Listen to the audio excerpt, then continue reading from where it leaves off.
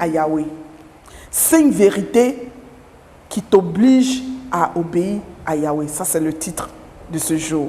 Vérité numéro 1. Il est avant tout ton créateur, y compris le créateur de toutes choses. Pour cette raison, tu es obligé de lui obéir. Parce qu'il est ton créateur.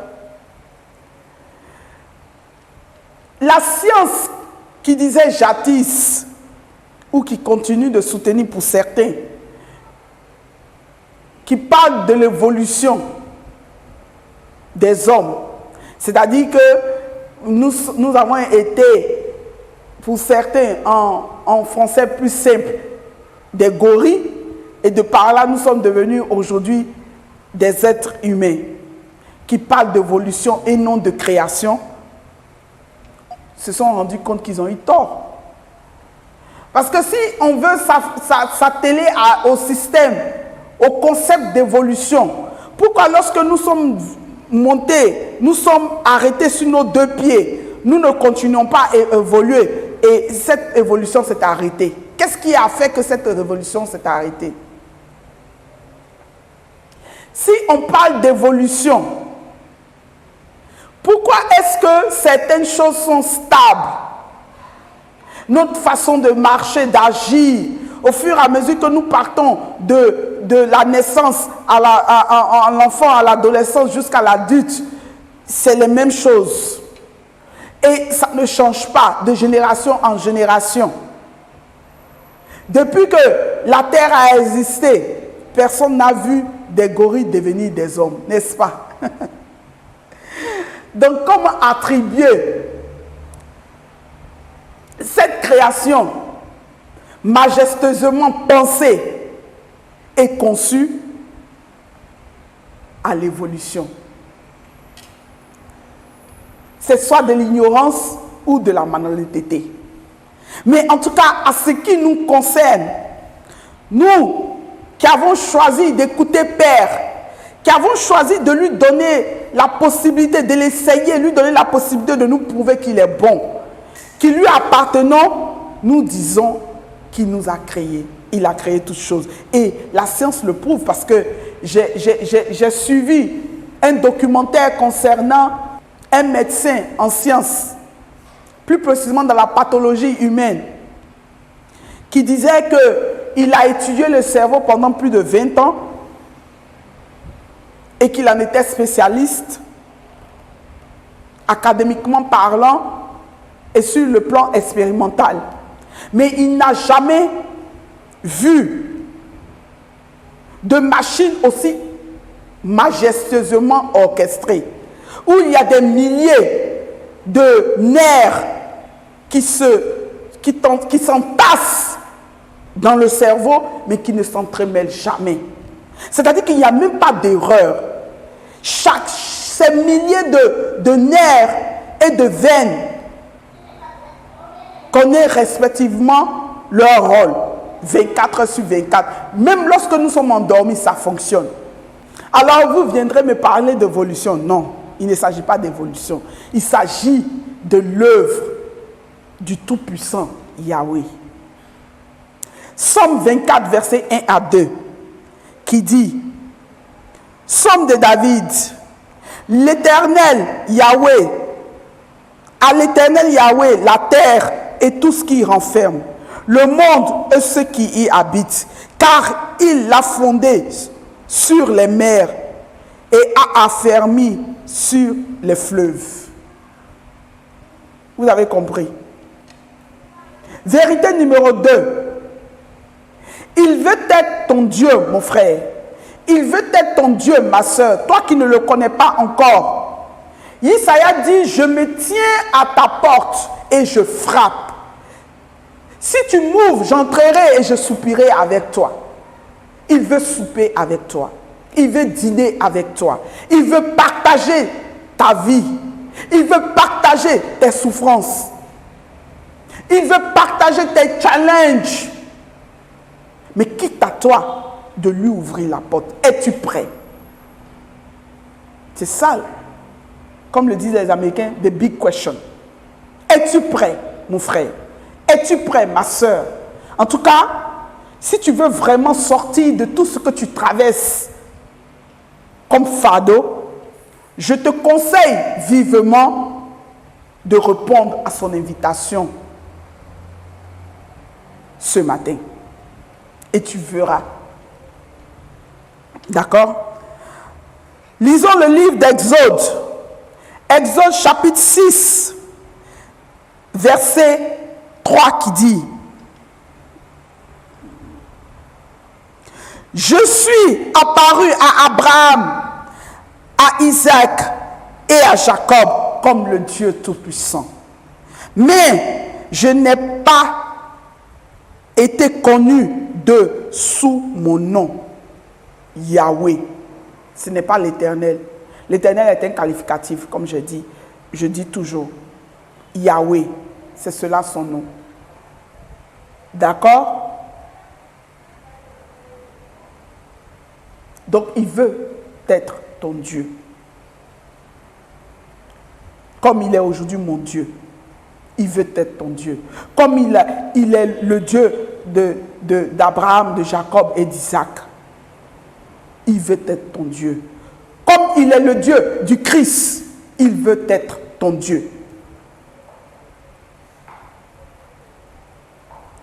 Juste donne-lui l'opportunité de te montrer combien de fois il est bon et puissant. Vérité numéro 3. Il peut être également ton père, tu sais. C'est vrai que nous avons un père biologique, mais lui, il est le père universel. Je ne dirais même pas seulement spirituel, parce qu'il va au-delà de ça. Il prend soin de nous comme un père physique, biologique. En fait, il a donné cet attribut-là au père terrestre biologique. Sinon, ce sont ses valeurs. C'est pour cela qu'il a dit qu'il est le père des orphelins et des orphelines et des veuves. Il est le meilleur père. Ne veux-tu pas l'essayer? Ne veux-tu pas l'essayer? Jean chapitre 1, verset 12 à 13. À tous ceux qui l'ont reçu. Là, nous parlons de Isaïe, le Christ, le sauveur du monde. À tous ceux qui l'ont reçu, le Christ, le Fils de Dieu unique, nous a donné le pouvoir ou la possibilité, le droit de devenir enfant de Dieu. Et Père dit, ce n'est pas par la volonté de qui que ce soit, ni dans la chair, mais par sa volonté. Il veut être ton Père. Il veut être ton Père au-delà même de ton Père biologique. Parce que ton Père biologique ne peut pas tout faire. Ton Père biologique ne sait pas ce qu'il ne voit pas et ce qu'il n'entend pas. Par contre, lui, il sait, il voit. C'est lui qui a tout créé et à qui tout lui appartient. En tout cas, j'ai pour habitude de dire, quand je parle de lui à Père, je me réfère à lui. Quand je parle de lui, je dis Père. Et quand je parle de mon Père biologique, je dis Papa. Parce que pour moi, il est véritablement mon Père. Il est d'abord tout mon Père avant mes parents biologiques. Et ça, eux-mêmes le savent, tout le monde le sait. D'accord? Donc, il est véritablement important, mon frère, ma soeur, que tu décides. Tu décides.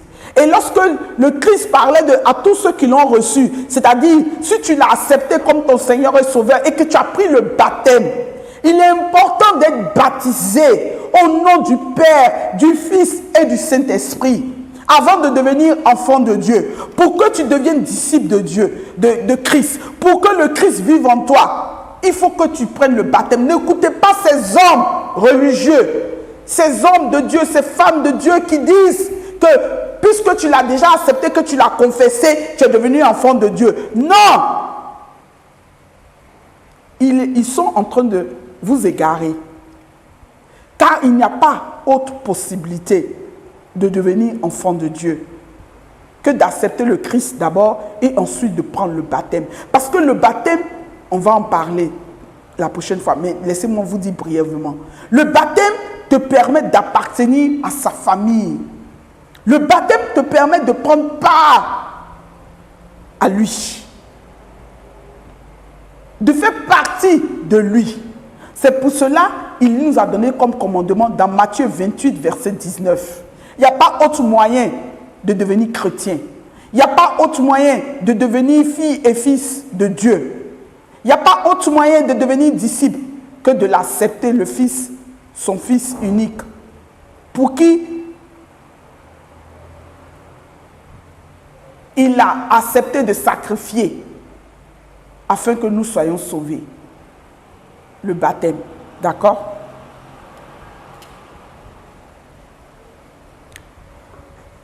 Vérité numéro 4. Il est le Tout-Puissant, Dieu, et au-dessus de toutes choses. Lisons Exode chapitre 9, verset 15 à 16. Et vous allez voir ce qu'il a dit à Pharaon.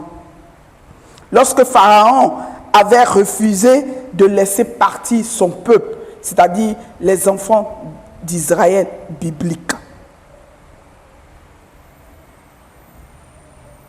Il dit, si j'avais étendu ma main et que je t'eusse frappé par la mortalité, toi et ton peuple, tu aurais disparu de la surface de la terre.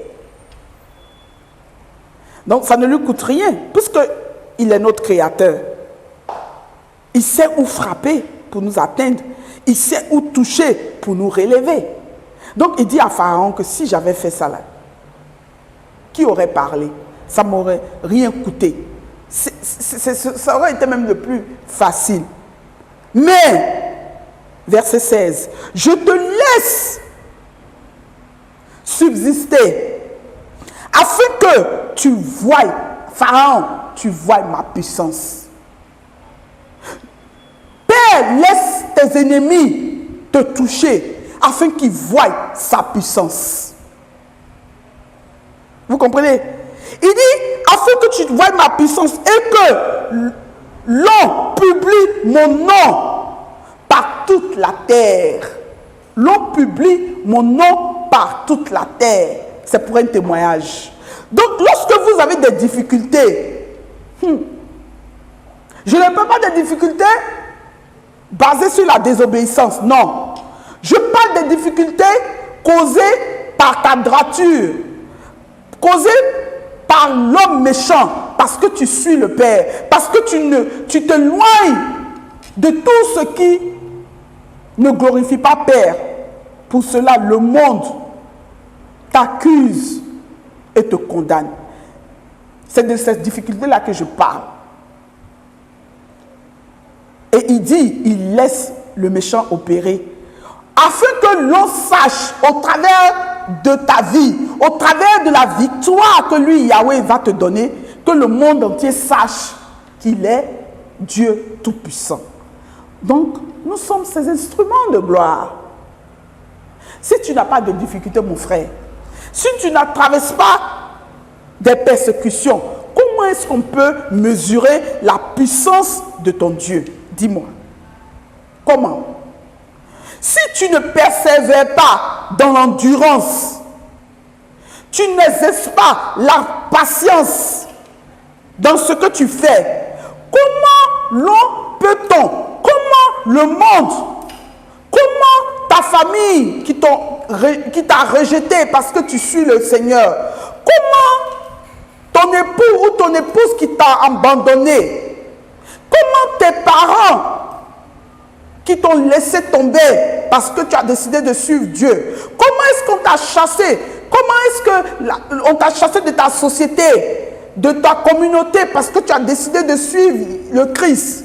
Comment est-ce que ces personnes-là sauront que ton Dieu est tout puissant et que ton Dieu est au-dessus de toutes choses et qu'en lui appartient la gloire? Tu es un instrument de sa gloire. Si et seulement si tu acceptes de le suivre. D'accord? Chaque chose en son temps. accepte d'abord de le suivre. Accepte, reconnais-le comme ton Dieu, ton Créateur. Et ensuite, il fera de toi son fils. Ça va venir naturellement, bien entendu. Donc vous avez vu, il est au-dessus de tout. C'est les 5 vérités. C'est la 4e vérité qui t'oblige à lui obéir. La 5e et la dernière vérité, c'est qu'aucun humain l'a vu. Les dieux que nous fabriquons, nous prenons des éléments produits par Yahweh, créés par Yahweh, en l'occurrence le métal, le bois, l'argile, la terre, que lui il a créé pour nous faire plaisir, pour notre bien-être. Nous utilisons ça pour faire des concurrents de lui. Nous utilisons ça pour créer des dieux qui n'entendent pas, qui ne parlent pas, pour s'opposer à lui. Deutéronome chapitre 4. Et nous voyons ces dieux-là. Au lieu que ce soit ces dieux-là qui nous protègent, au lieu que ce soit ces idoles-là qui nous protègent, c'est nous qui les protégeons, parce que quand il y a un incendie, il y a une catastrophe naturelle ou provoquée, on rentre dans la maison, on soulève notre idole et puis on s'enfuit si on peut. Il y en a même qui perdent la vie en essayant de sauver ces idoles-là. Et vous appelez ça des dieux? Des dieux qui ont une protection fictive et non véritable. Vous voulez le comparer à notre Père Yahweh, qui en est le Créateur, dont la matière première qui est pour notre bien-être est utilisée par les hommes pour créer ces choses-là, comme l'a fait les enfants d'Israël biblique au temps de Moïse. D'où est venue l'interdiction d'utiliser les bijoux. Mais avec l'avènement du Christ, tout cela a été restauré. Gloire à Dieu. Gloire à Dieu. Donc nous voyons tous ces idoles, ces dieux que nous appelons des dieux là, nous les voyons. Satan, on le voit. Parce qu'il se révèle aux gens, il vient même physiquement. Les idoles vivent avec nous, on les voit. Mais le véritable Dieu, aucun humain l'a vu. Il a dit dans Exode, chapitre 33, à Moïse, que je vais vous le lire maintenant. Exode chapitre 33, verset 20. Il a dit à Moïse ceci. Yahweh dit, tu ne pourras pas voir ma face, car l'homme, l'être humain, l'homme avec grand H, ne peut me voir et vivre. Vous avez vu? Ça veut dire qu'il est tellement puissant.